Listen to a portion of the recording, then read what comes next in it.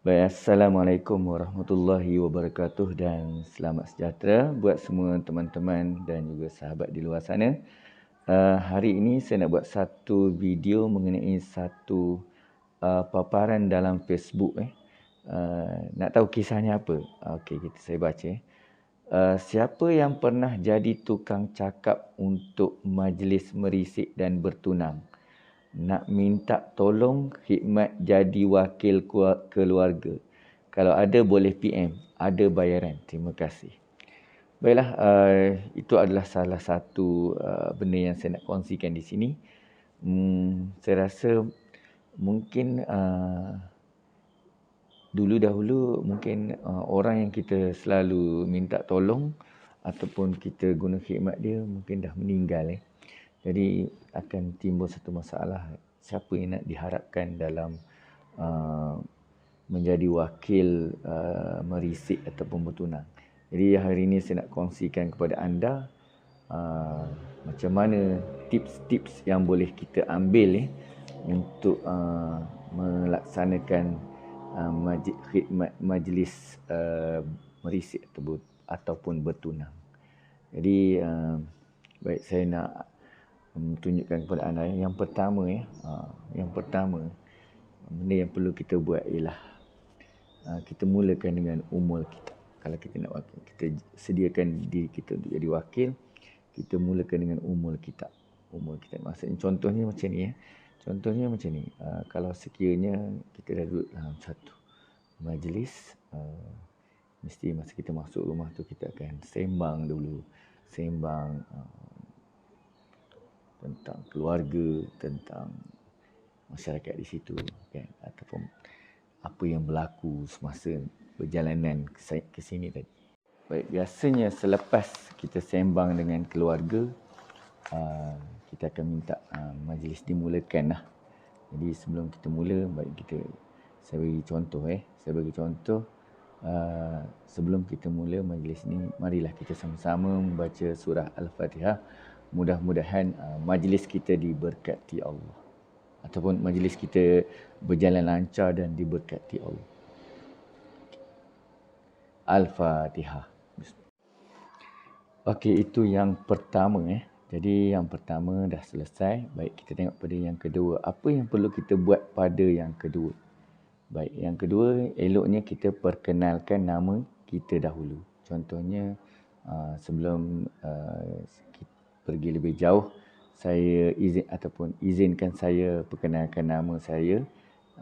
Saya nama Sipolan dari kampung ke, dari bandar ke, ini adalah sahabat saya, ini adalah saudara mara, yang datang ni adalah saudara mara, macam tu. Jadi barulah pihak sebelah dapat kenal sebahagian keluarga kita. Baik, setelah itu, baik, yang ketiga, perkara yang ketiga, seelok-eloknya kita sebagai tetamu, sebab kita datang berkunjung ke rumah bakal yang kita nak merisik tu. Jadi kita selalulah ucap terima kasih. Kita ucap terima kasih kerana pihak tuan rumah sudi menerima kunjungan kita. Jadi bila ada ucapan terima kasih tu, tuan rumah akan merasakan dirinya sangat dihargai. Jadi dia akan merasakan kita ni mempunyai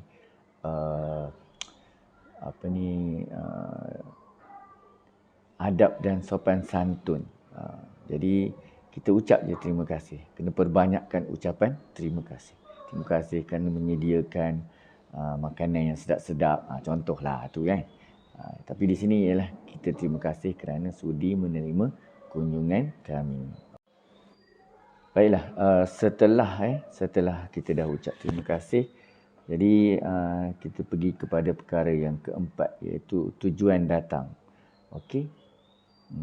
Kita boleh terus terang tujuan datang, pihak kami ini datang untuk tujuan merisik dan meminang. Pinang siapa? Itu yang penting. Yang paling penting ialah pinang siapa. Sebab kita takut nanti tersalah orang. Jadi di sini kita kena pastikan betul-betul nama orang yang nak dirisik ataupun orang yang nak dipinang. Contohnya kita boleh sebut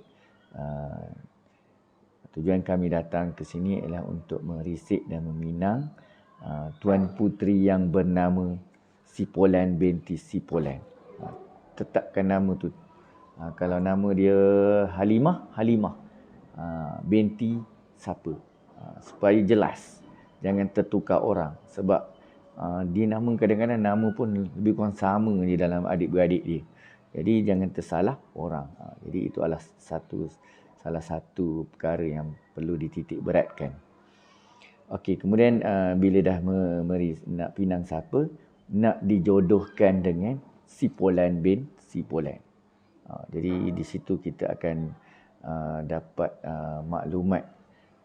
Maknanya orang sebelah dia akan tahu pinangan ni untuk siapa, siapa yang dipinang dan pinangan tu untuk siapa. Sipolan bin Sipolan. Okey. Baik. Selepas tu mungkin orang sebelah ataupun pihak perempuan tu, pihak yang dipinang tu akan menjawablah pertanyaan kita. Dia akan beritahu puterinya setakat ni tiada yang empunya. Contoh tak ada yang empunya. Jadi risikan dan pinangan tu kami terima. Okey, bila dia dah terima, okey. Kita akan rasa pihak kita akan rasa gembira lah. Bila gembira kita ucapkan syukur alhamdulillah kerana pinangan telah diterima. Okey, kita jawab macam tu tak apa. Kita rasa kita bersyukurlah dan pinangan tu diterima. Kemudian selepas tu bolehlah kita minta seorang wakil untuk bawa dan tunjukkan cincin ni. Cincin kalau contoh cincin merisik pun ada, cincin bertunang pun ada. Bagi wakil tengok, bawa cincin tu ke hadapan dan pihak sebelah akan melihat atau jurucakap tu tadi akan melihat kedua-dua cincin tu. Dan dia akan suruh ibu bapa ataupun wakil sebelah perempuan tu akan tengok cincin tu. Pastikan cincin tu yang mana satu cincin merisik dan juga yang mana satu cincin bertunang. Okey, itu adalah perkara yang kelima. Baik, seterusnya ke perkara yang keenam. Di sini perkara yang sangat penting iaitu perbincangan tentang belanja hantaran. Okey, ini perkara-perkara yang sangat dinanti-nantikan lah. Jadi untuk sebenarnya hantaran ni sebenarnya boleh dibincang oleh sesama bakal pengantin. Dia boleh putuskan sama ada nak diterangkan dalam majlis perbincangan ni ataupun dia tak mahu diperbincangkan. Kita boleh jawab saja, biarlah mereka akan memberi jawapan contoh macam itulah. Okey, ataupun belanja hantaran tu diputuskan oleh kedua-dua bakal pengantin ni nanti. Okey. Okey, ataupun belanja hantaran tu mengikut persetujuan bakal pengantin lah. Jadi tak perlu diperbincangkan dalam majlis pertunangan itu. Okey, seterusnya. Baiklah, seterusnya perkara ketujuh iaitu penetapan tarikh kahwin. Okey, penetapan tarikh kahwin ni biasanya diminta oleh pihak perempuan dan juga ada juga pihak lelaki.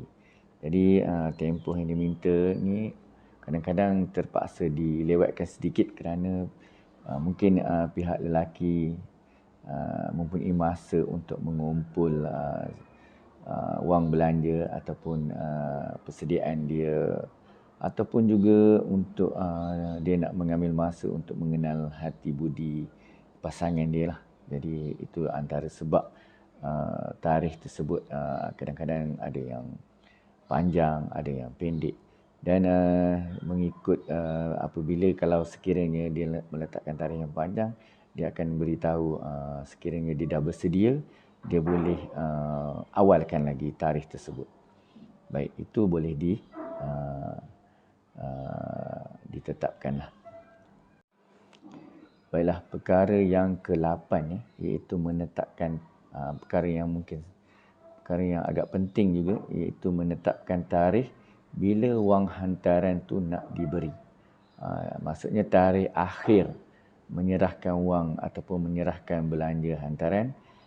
Kadang-kadang pihak pengantin, bakal pengantin perempuan diminta sebulan sebelum tarikh kahwin, ataupun ada yang minta pada hari kahwin ataupun awal pada itulah. Jadi boleh diminta persetujuan pada majlis perbincangan tu ya. Okey.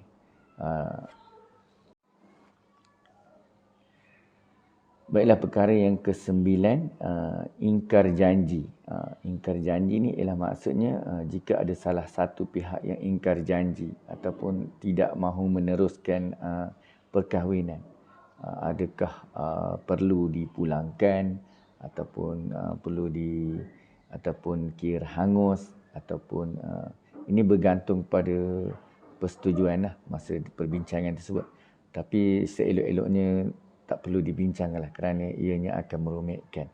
Dan kalau sekiranya berlaku juga, minta dirundingkan semula dan semoga dipermudahkan. Jadi untuk ini kita doakan agar mereka dipermudahkan segala urusan ya. Jadi itu dah jalan yang terbaik. Baiklah, perkara yang ke-10 ya, perisytiharan pertunangan. Kita boleh isytiharkanlah si polan dengan si polan telah pun bertunang, ataupun kita beritahu pada mulai hari ini si polan dengan si polan telah pun bertunang. Dan sebelum kita doa, lepas tu kita bolehlah memberi nasihat ya. Baik, selepas tu kita bolehlah minta seorang untuk membacakan doa selamat, dan seterusnya kita boleh nasihatkan kepada bakal pengantin lah, supaya masa tempoh bertunang ni terlalu banyak dugaan dan cabarannya.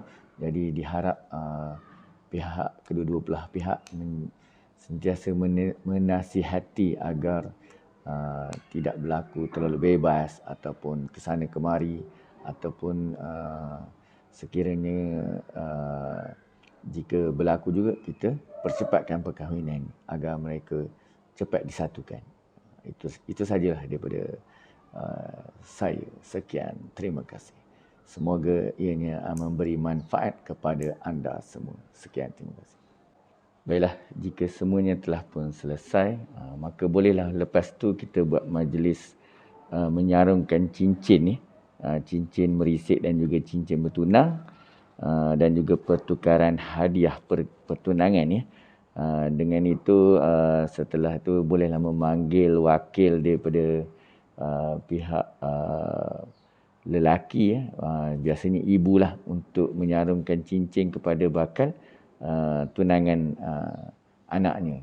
Jadi selepas tu barulah pihak tuan rumah mungkin akan menjemput anda, kita semua, untuk menjamu selera ya.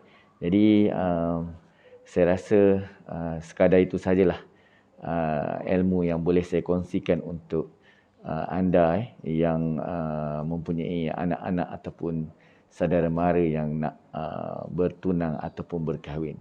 Sekian, wabillahi taufiq wal hidayah. Wassalamualaikum warahmatullahi wabarakatuh. Bye bye.